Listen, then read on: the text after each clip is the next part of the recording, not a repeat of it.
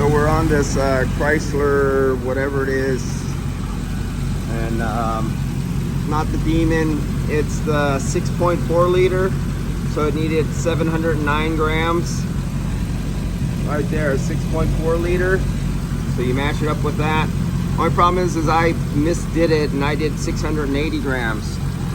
So if we look right here, this is the low side pressure. That's starting it right there. There's idle and then starting, or there's 0 and then starting it. That's idle. And you can see we're at 34 psi.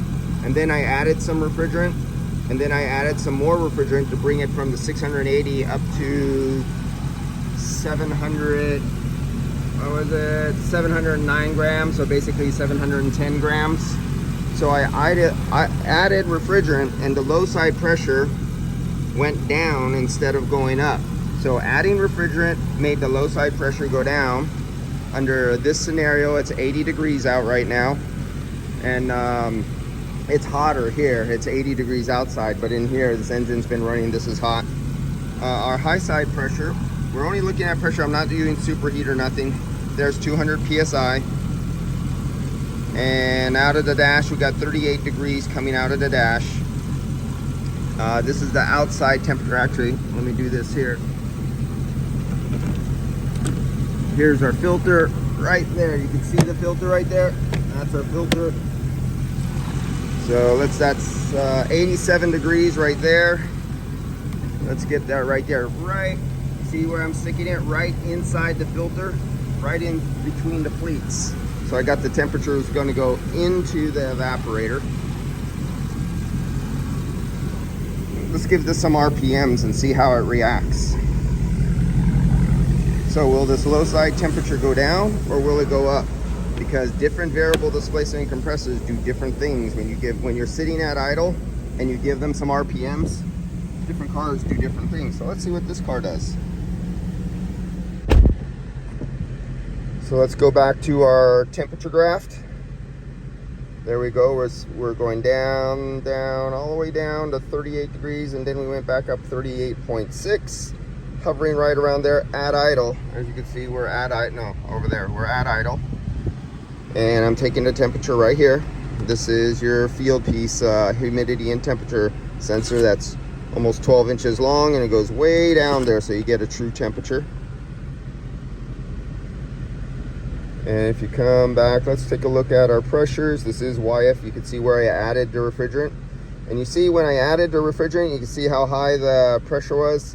And then I added some more refrigerant right there to bring it up, because I was at 680 over here and I'm at 710 grams right here. And then you can see the high side pressure coming down. We're coming all the way down, 191 psi. Our low side's down to 32. So now let's see, the RPMs are right there. I got the screen right there. Let's see if I could let you see both at the same time when I give it about, let's say about 1500, 1700 RPMs. See if I could do that steadily on this vehicle. Ooh, this is a touchy throttle. Not that touchy, and I could hold it steady. I like this one. Some of those other vehicles are near impossible to do this on. So what happened? Look at our high side, look at our low side. Did anything happen? We'll let it go for a few seconds. You can see it's at 1700 RPMs right now. What'd our low side do? Nothing. Looks like our high side might be coming down. Whoop, no, that was my foot coming off the throttle.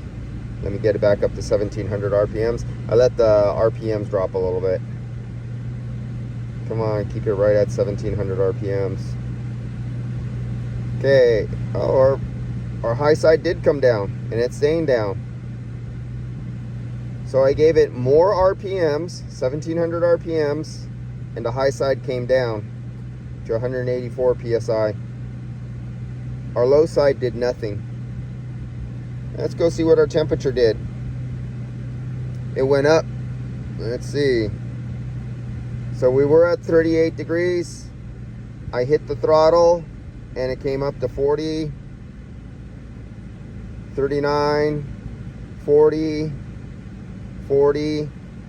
So we lost 2 degrees by bringing the engine RPMs up. The high side went down by giving the engine more RPMs, giving the compressor more RPMs. Isn't that contrary to what you are taught in class or old school guys tell you? You give it more RPMs and your high side's supposed to go up. You give it more RPMs and your temperature is supposed to go down. You give it more RPMs and supposedly, by what all the professors say out there, your low side that was at 30, that is now at 32, your low side's supposed to go down when you give it more RPMs. So this did basically the exact opposite. Because it's controlled by a computer, it's variable displacement compressor, and it is not doing what all the guys who use the rules of thumb for the last 30 years tell you it does. See you guys later.